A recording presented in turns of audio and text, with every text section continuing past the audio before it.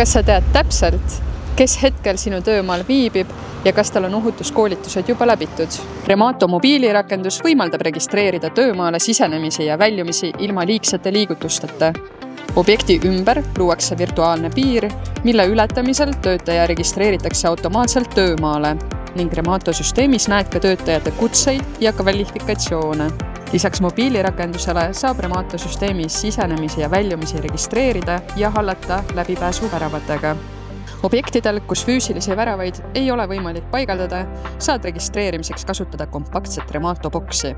Lisaks seadusega nõutud elektroonilisele registreerimisele on Remato süsteemis võimalik läbi viia töömaa ohutusjuhendamisi ning koguda allkirju.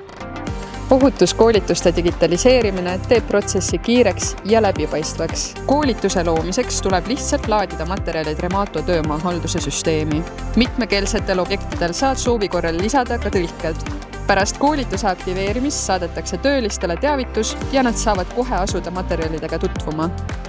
Koolitus saab avada ka QR-koodiga plakatilt. Tööline saab koolituse läbimist kinnitada digitaalse allkirjaga, ID-kaardi, Smart-ID, mobiili-ID või sõrmega nutiseadme ekraanile kirjutades. Ja nii lihtne see ongi. Säästa aega ja halda oma ehitusobjekti Rematoga.